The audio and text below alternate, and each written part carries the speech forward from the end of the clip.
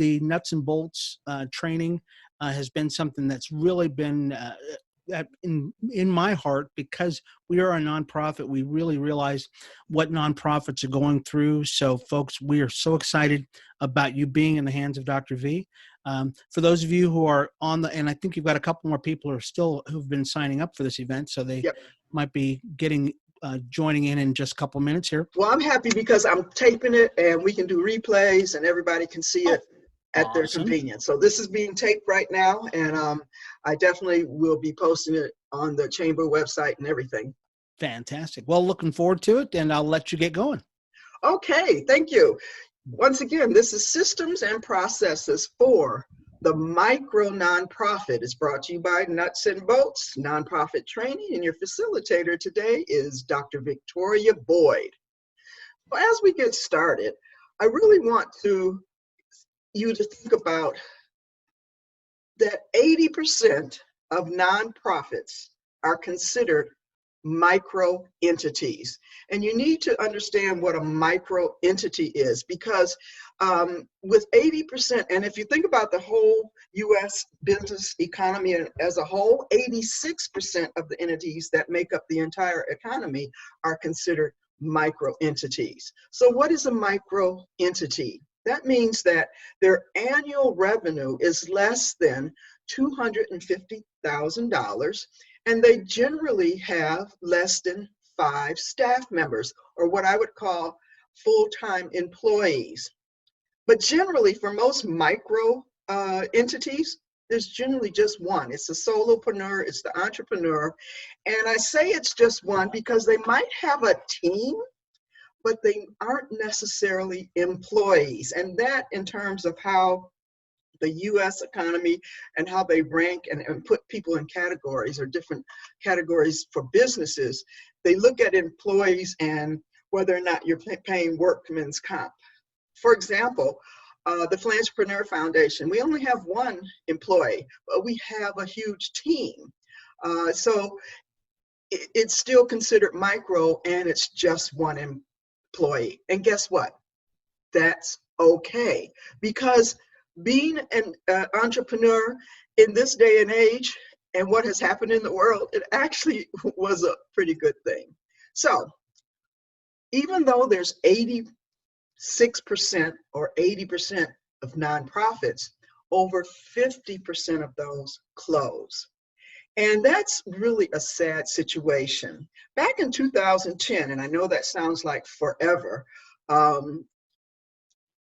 there was a mass revoking of status that happened in 2010. The IRS in 2007 came up with new protocols that every nonprofit had to file a 990 form.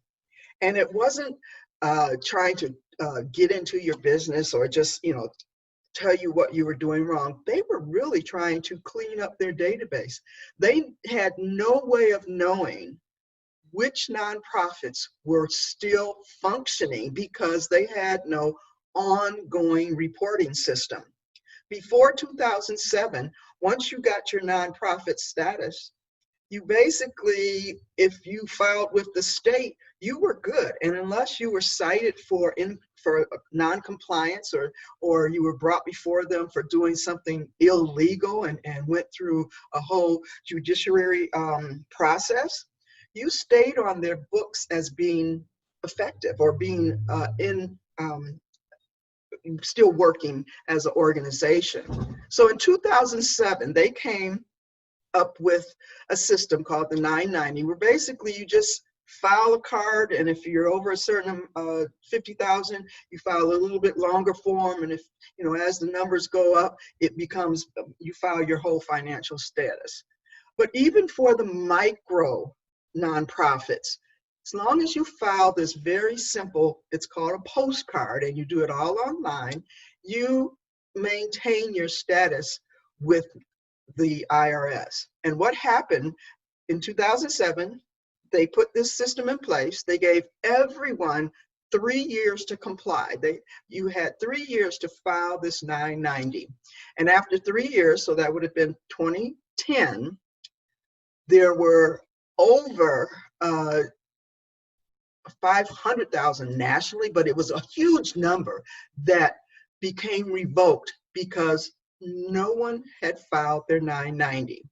And that was an indication that systems were not in place to check for things like that. And as a micro entity, often little things like that just fall through the crack. No one's paying attention. You're so busy working the organization that little things like that. But it brought to the forefront the challenges that micro nonprofits have. And so we're going to talk about some of those. One of the problems is small does not mean it is a miniature version of a larger organization. Larger organizations actually have to function a little bit different. So by just doing what the big organizations do will not actually solve the problems that you have as a micro organization. It's interesting because I've gone to a lot of training and even gotten some feedback from individuals that have gone to some of the, and they were great trainings, but most of the information was geared toward organizations that had departments, such as a development department, a fundraising department, a marketing department, a program director, a finance director, and the small nonprofits that didn't have all that, first of all, they became overwhelmed because as they would switch from department to department, they were like, I can't do all of this. And so trying to imitate what larger organizations do is not what you need to do as a micro nonprofit. And let me also put down or make a disclaimer that many organizations never wish to be large organizations. Your mission, your purpose, your vision is to serve a small group of people to remain small. And once again, guess what? That's okay. For example, the Philanthropreneur Foundation, we don't want to be this mega big international organization. We have certain goals and our vision is to help certain very direct and focused individuals or organizations. And so being small actually is working for us. So being small does not mean that you imitate what larger organizations do. Now, did you know, trying to be a small scale version of a large organization, you're actually going to be wasting resources and losing focus of your mission, because the systems and processes that the large organizations put into place, and if you're trying to imitate them, they don't work for you. They are not what you need as an organization. So just by putting in that mindset that, oh, I'm going to imitate what the huge Red Cross does, I'm naming some of the big national organizations, or, all of those organizations that serve on a national or have really big infrastructures, you're wasting your time and those resources won't work for you. So I want you first to accept, I'm a mighty micro. Just put that in your mind. I'm a mighty micro, and I'm proud to be a micro business because there's a lot of advantages to being a micro business. Okay, I'm going to give you some solutions today. We're going to talk about those things that will help you think about what your next steps should be, and hopefully some things that you can implement within the next few days. First of all, you need management systems. And I'm going to do not a real deep dive, but I'm going to go over the management systems that you really need to start thinking about. So for today's takeaways, you're going to learn what are systems, because many people get confused in terms of the word systems, what that really means for their organizations. What areas are needed for micro business? And then we all have to admit it, we're into 2020 realities. How has that impacted some of the things that you're doing today? And then I'm going to get into some of the technology and systems that are out there. Okay, let's talk about systems. Now, often we hear the word processes, and it's important for you to understand that there is a difference between systems versus processes. Systems is a group of parts creating your unified whole to manage the operations of your organization. You need a series of systems. You need a system to manage the entire organization. Now, the processes that you use are the parts inside that system to make it all work. And unfortunately, many organizations, especially those that I go into assess or help, or I ask them what I call leading questions, how are they doing this or that? They have a lot of little processes, but they never bring them together to be aligned to create a cohesive system. So it's important that you understand that what you're doing has to be coordinated to create a larger system. So as we move on, there's this big gap that I keep seeing. And that is what I was talking about, not putting together some of the processes you have to create a system. For example, you might have an email system, but does it coordinate with your marketing? You might have an email system, but does it coordinate with your project management? Does it coordinate with your human resources? So micro entities often have several processes, but never create them to create a system. So then there's that gap, just like in that image right there. The two pieces never come together, and you end up working independently, and we often in the industry call it in silos. And a lot of people think you're working in silo because you're working by yourself, but you can have several different silos within your own organization. And it's very important to create not only I'll say company culture, even though it might only be you, but if you are working with other vendors or you have a team that are what are called contracted services, or all of these processes that you have put together, at some point you have to map them all out to see how they intersect and how they should work with each other and not just parallel to each other. So what we're going to talk about today is 5 management areas. And as a micro organization, you might think, well, I don't need that area. Why do I need that? I will explain that. So the management areas, you're going to have project management. You're going to have human resource management. You're going to have accounting and finance management. You're going to have marketing and sales management and business development management. And I put and emphasize the term management behind all of them because guess what? If you're the lead in your organization, you have to know what those management needs are and what those systems are. So as a solopreneur, you need to understand what is the management process that goes along with these 5 areas. So I can't emphasize this enough. They need to be connected and they need to overlap. And the reason I say that, because you've never seen a set of gears work independently. Okay, great image here. If those gears are not connected, none of them will turn. Or they're just, as they say, spinning their wheels.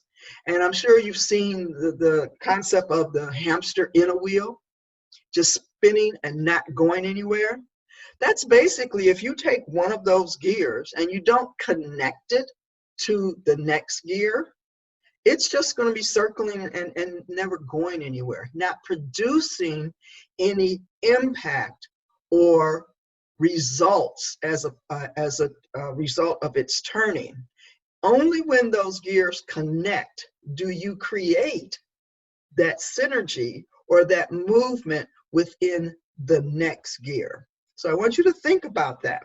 It's really important that you can visualize internally in your company, are your gears connecting? Are they touching? As one goes around, does it connect, touch, impact, and help guide the next one into what it should be doing next? If you can't visually see how you are connecting and overlap, that's when it's time to go back and really assess and look at where you need to make some changes to fill those gaps. Okay, let's talk about project management. This is one that, and I have to be honest, I'm guilty of it often, because you tend to, as a solo person, a one-person team that doesn't bring in the other resources, and that's like contracted services, until right before you need them. And so you get in the habit of just doing stuff. You're not mapping it out. Project management is where everything is mapped out. And I'm sure you've heard of tools like Trello, Basecamp, Asana, even spreadsheets, where you put down different timelines, goals, and tasks, who's in charge of the task. That's project management. So essentially, what you need it for is productivity, efficiency, settings, and achieving goals. Many times you just start working and you sort of know where you're going, but you haven't set that goal. In project management, you set the goal and then you sort of back into what are all of the tasks needed. I should have put a screenshot up here of the Trello project that I'm working on right now. I'll talk about it later at the end of this training, but literally it has 11 different boards of tasks that need to be done. And even when I loaded it up, because I like I said, I have to admit, I was not one that always used a project management tool, because I was doing a lot of things independently within the foundation and within my own company. We're both micro organizations. And so I really had not conceptually put together how mapping things out would help me visualize what I needed to do. Until I saw this project in the Trello board with its 11 different boards that needed to be, or tasks that needed to be accomplished, I have to admit, I just didn't get it. As soon as I saw it, I got it. It was like, why haven't I been using this like forever? And then when I look back, I actually was doing it in my own fact. As an educator, I do curriculum, I create units, and so I map out things. And so I was using my own version of project management, but these tools make it so much easier. And I'll talk about those tools in a minute. And so what you use it for, and it includes, is informational flow. For example, I had a meeting yesterday morning with my team. And when we pulled up the chart, everybody was like, oh, I didn't know. Okay, so that goes with that. And they immediately could visualize. It's a visual map for them, the informational flow and how their part is crucial and important for the next part to happen. It also helps with communication. We also use a tool called Slack, where you create different channels. And as you're talking about that specific thing, and if you have a question, you just pop it into the Slack board, and you can direct it to a specific person, and they know, okay, so we're talking about that, and I need to pay attention to that. And so you know whether or not, and you also know, did you truly inform them? Did the email go through? Because these are on a tool that doesn't rely on email, but it relies on the person actually getting into those different channels. You can control what happens, because if you see a direction or we're wasting time going to one, we can look at it and say, yeah, let's not waste time on that right now, because this part needs to be put together first before we can even get to that. And so it also helps control the flow of what's happening. Timelines become so evident, and maybe you don't realize how important timelines are. As an educator, we're bound by times. Each class is only 52 minutes. You know, we were ingrained with this inner clock. And so timelines have always been a part of how I develop things. But many people, it's like, yeah, I need to get that done. And I'll say, when? And if you don't actually put a date of when something needs to be done, it's too easy to say, I'll get to it. Okay, you need to put timelines. And then finally, just task assignments. Yes, you're working independently, but if you have external team, or if you have the tools that you need, many times you can assign tasks to the tools you're using. And so you don't have to be doing everything. Now, project management is usually for a short-term duration. That means you're working on a project. For example, right now I'm working on a summit. The summit will be October 23rd. So therefore that project will technically end September 23rd. Yes, there will be some follow-up and then we'll move into the next summit, but technically it's only for a 90-day period that we're working on that particular summit. And that's what most project management tools will help you with, is those short-term projects. Now, the next area, and this is the one that I get, I want to say the most resistance. As a small entity, you say, I don't need human resources. I'm the only human. Not.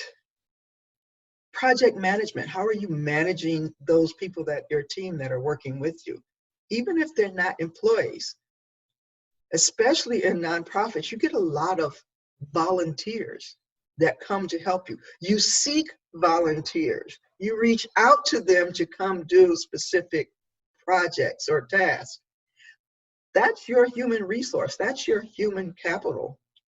And generally, you still need to manage them. You still need to provide them with a sense of security. And so human resource includes recruiting. You have to recruit volunteers. How do you do that? How do you train them? How do you, we're not paying them because they're volunteers, but how do you appreciate their service to you, recognition, so that they will continue to be volunteers? So technically, payroll is your appreciation of those that serve you. Your benefits administration. Okay, if you are the only employee, then you should be looking at some of the benefits that you're receiving. Or if it's not in terms of human resource, there's other benefits that you could be thinking about in terms of building your volunteers, your board, all of those that serve your mission. And remember, we're talking nonprofits now. This is a nonprofit training. So, and then human resource management also gives you the ability to do analysis, to look at what you've done, and once again, fill in gaps. So with micro entities, as I said, you might think you don't need human resource management, but technically you need to manage how you're outsourcing things. I have 2 external consultants working with me now as a team, and they are outsourced. And so I had to figure out, are they going to be JV, a joint venture with me? Are they partners? Are they sponsors? You know, what role do they play? And that's a part of human resource management. What are the terms and conditions? Do you need a contract for that partnership? Yes, you do. If it's a sponsorship, do you need a contract? Yes, you do. If it's a JV, do you need a contract? Yes, you do. All of those require terms and conditions that have to be not only mapped out, but agreed upon by both entities.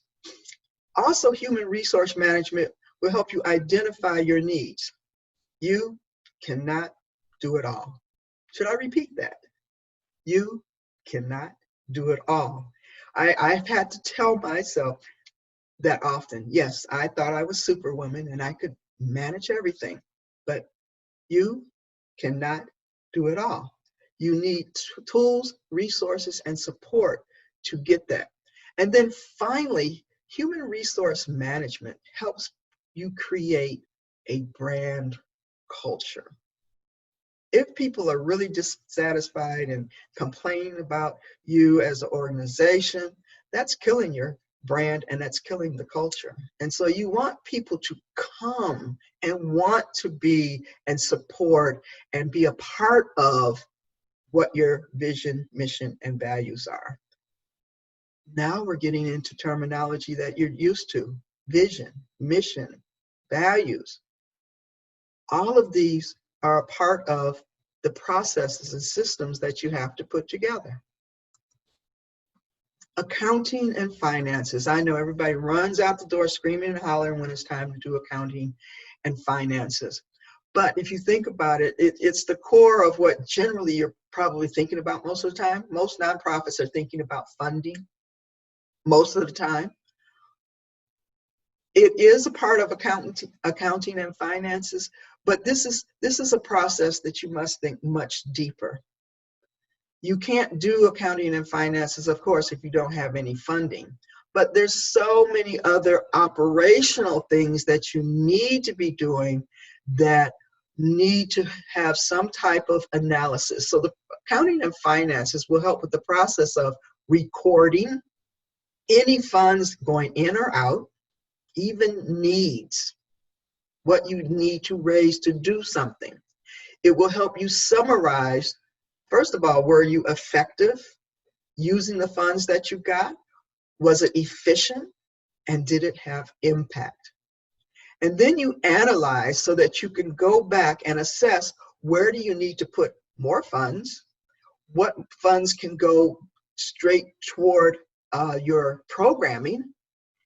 And how you can really utilize your funds the best way. Now, there's two types, and many people get confused, and unfortunately, many nonprofits will go and hire a bookkeeper, and that's it.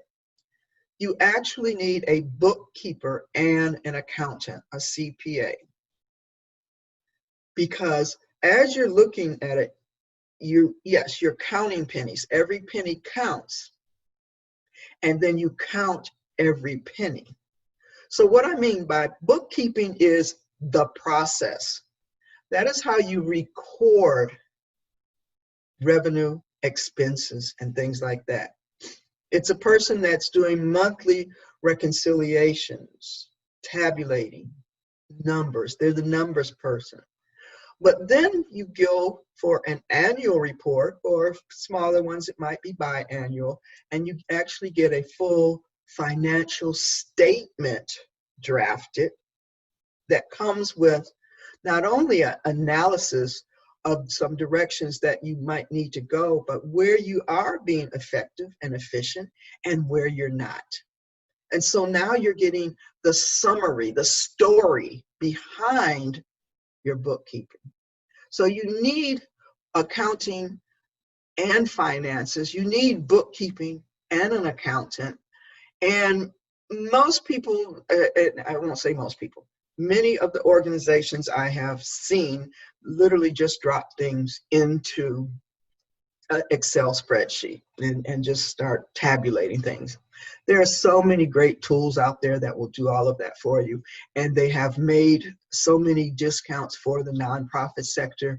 There's really no reason that you don't have a piece of software that will do a lot of this for you. It will connect directly with your bank account. And yes, you better have a bank account. And once it's set up to do, and you create the categories, it will help you do that once a month, whether you use a bookkeeper or you do it yourself. And it will take off so much time, but more importantly, it will take so much stress out of your life about your bookkeeping and finances and being accountable. So most people want to start here. And yes, you're saying, but I'm a nonprofit. Marketing and sales, we don't sell stuff. Yes, you do. I'm going to stop you right there. Yes, you do. You are selling your mission. Your mission just happens to be serving. And many times in some of my training, people, will indicate to me, I'm just not a salesperson. No, you're not a salesperson. You're serving. And you want to emphasize that what you do is serving community. But ultimately, what you're trying to do is have people give you money, the donors, the sponsors, and whatever. So you still have to have marketing and sales processes and management. And what does that mean? It's a system of revenue generation. You literally, and if you look at the image there, once again, it's two sets of gears. You can't have sales without marketing. They both generate and drive each other. So what I mean by that, marketing is the whole strategy of creating alignment with those that will support you. You have to tell your story, and someone out there has to hear it. They have to be moved by it. You have to hit their pain or passion point. So in marketing, you're basically telling a story to align with those that feel the same way. Marketing is always also getting your story out there. If no one knows about you, how are you expecting anything to come in? I often get a little chuckle, or I have to, sit an individual down when, because I help people start nonprofits. They come in and, I want to, file paperwork. And so I start talking about their budget and what they need as seed capital, money to get started, because I talk about websites and the licensing fees and all these other things. Oh, well, no, I'll get donors to pay for that. You're not even, why would someone just give you money when you haven't proved yourself yet? And so I have to sort of bring them back to the reality that a nonprofit is a for-purpose business, and that you do need startup funds, you do need seed capital, you do need and can't depend on donors to be your financial source. And so you have to set up systems of revenue generation. And I will talk a little bit more about that in a minute, but the marketing aligns who you are, your mission, values, and vision, aligns with your target audience. And then your sales is building a relationship with that target audience so that they are called to action to support you. And that support might be financial, it might be volunteering, it might be donations of in-kind things, it might be connecting you with a corporation that will sponsor you.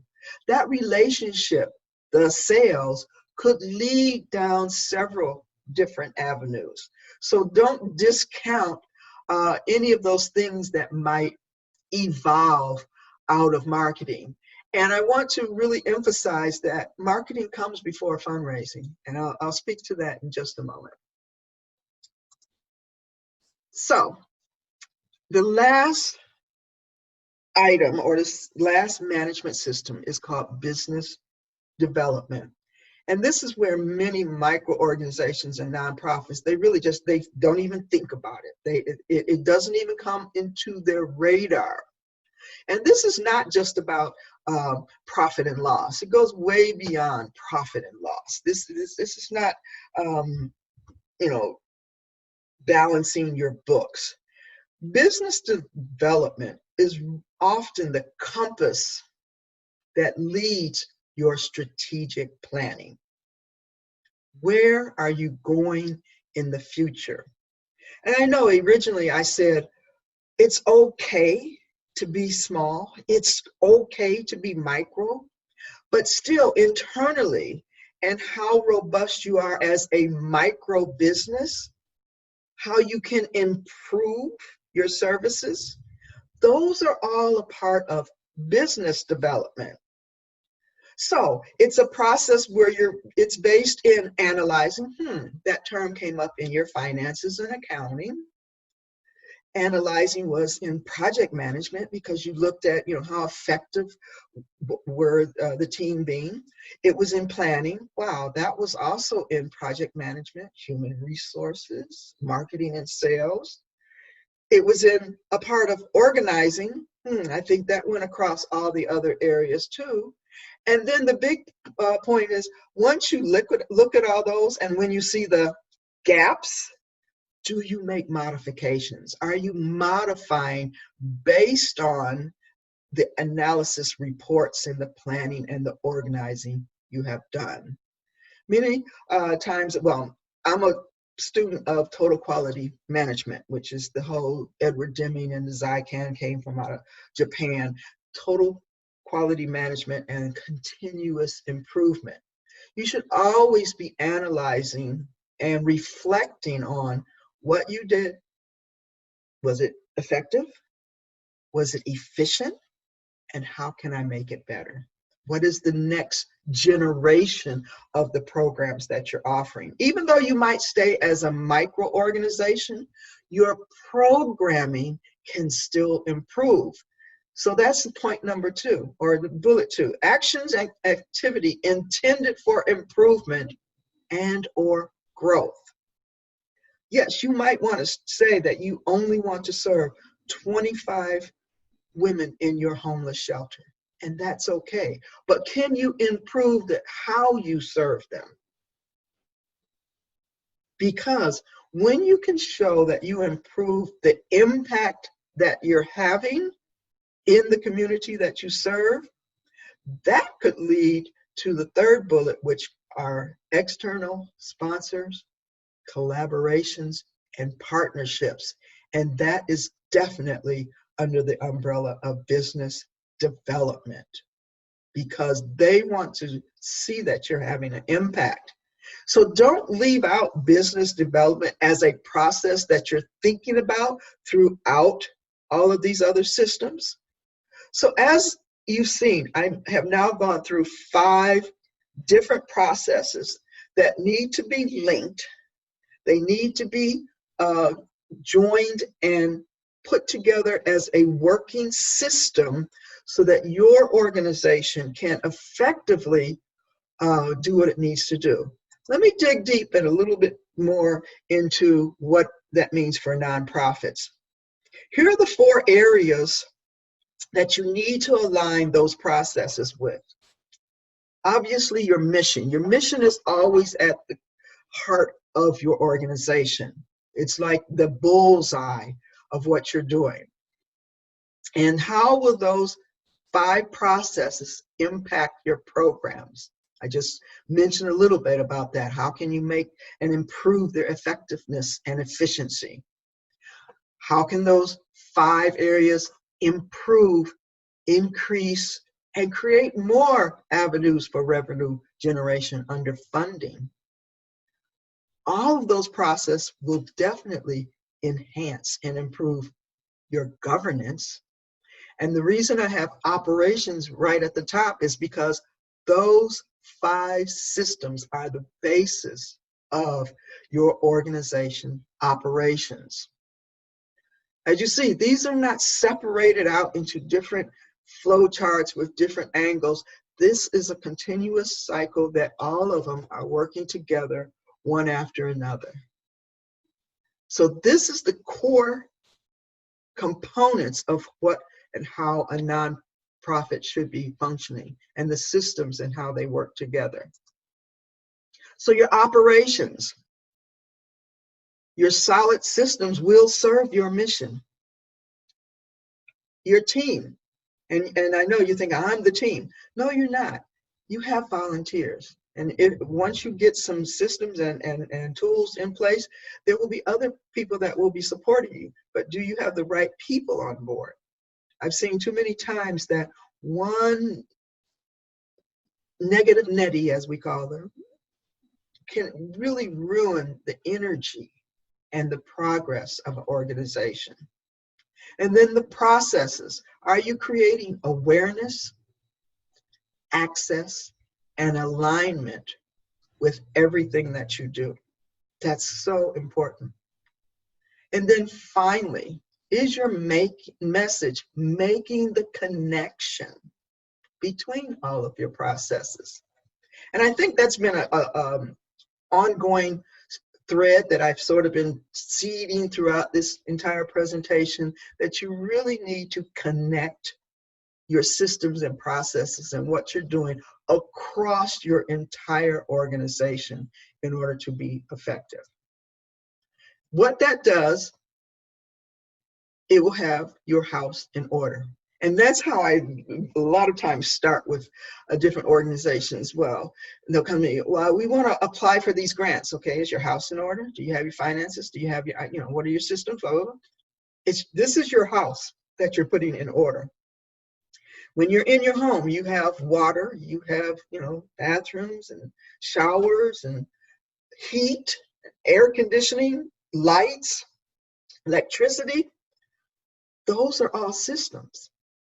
If you think about your body, your human body, if you remove one system, does your body function correctly? Are you feeling good? So that's why it's so important to have all of these systems in place and working great. Your system should include your board, your administration and staff. Yeah, you might be the staff, but do you really work with your board? Because they are totally different people. Your volunteers, all of these should be a system. Your contractors and partners. Systems created for sustainability will have enduring success. And it's not that you want to get big. Once again, guess what? It's okay to be a micro nonprofit, but you want to be sustainable. You want what you do to be successful and leave a legacy and help many people in the future. So when you look at your programs, if you have all of these systems in place, it will be very easy to measure their success. You will have access to how much that program costs. You will have access to the task and the project management, the time, how many people did it need. You can set benchmarks and analyze, did you meet those goals? And all of that brings together your accountability. And guess what? That's where you tell your story of the impact that you had in the community. And that's when people will support you. So as you're mapping your program success, think about these things to create your impact. The programs will create your story, the results, the analysis, who you serve, what you did, your effectiveness. It will define the how of your mission, because your mission should be saying, we do this for these people. For example, the For Entrepreneur Foundation mission statement is building capacity for nonprofits through education, awareness, and resources. Your mission statement should also identify what you do and who you do it for. And with your program mapping, you'll be able to say how you do it. You will use that story to engage and attract people to you.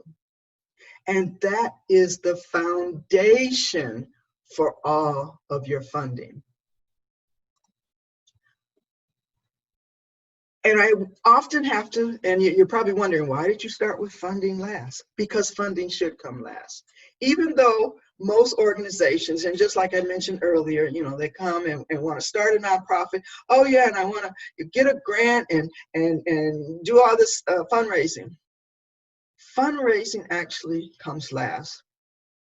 And as I've written, even though generally approached first, it should be the final step in the development process. So it's when you finally put that last piece of the puzzle. And what are all those other puzzle pieces? It's all those processes, those 5 processes that I talked about earlier. So you are a for-purpose business with a twist. Yeah, because you're not selling a product itself, a tangible product. You're selling a thought, an idea, a mission. You want a person to believe in what you are, but still, you're selling them on your passion. So you are a business with a twist.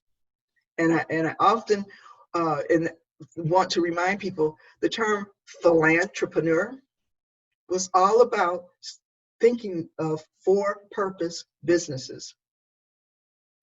You can be a philanthropist and do philanthropy, but you still have to think like an entrepreneur and have the systems and processes in place. So that's wrapping it up for this training, but this is what I'm so excited about. This is what I have been working on for the last month or so. All of these systems and processes actually have a lot of tools, and we have gathered and are putting together industry experts on all of these processes. And we are launching our systems summits. And we have been thinking about doing virtual conferences for over a year. And as you all know, the world changed, and we all had to think about how we are restructuring what we're doing. It just so happened to fit perfectly in what I was doing and thinking about, and now it's coming to reality. And so our upcoming event is October 23rd and 24th. This fall, it's called Systems Summit, the Micro Business Resource. And this will be for for-profit and nonprofits, but we're going to be having dynamic industry experts and speakers in all of those 5 areas. We're going to have 2 keynote speakers. We're going to have networking lounge. We have forums that you can get together afterwards, before. To find out more about it and to get on what is called our wait list, because registration has not opened, but you can find out about as soon as registration. It will be free registration. You can find that at the Philanthropreneur Foundation. Right at the top, there's a way to get on the wait list so that you will get and be the very first person to hear about when registration opens. You'll get notices about as the new speakers are being added to the program. I'm really, really excited to present the System Summit with my team members, and I hope you will participate and join us at that event. It has been my pleasure to bring the Lunch and Learn for the Black Business Chamber of Commerce. And this is Dr. Victoria Boyd. If you have any questions, you can easily reach me at drvictoriaboyd@gmail.com. That's real simple.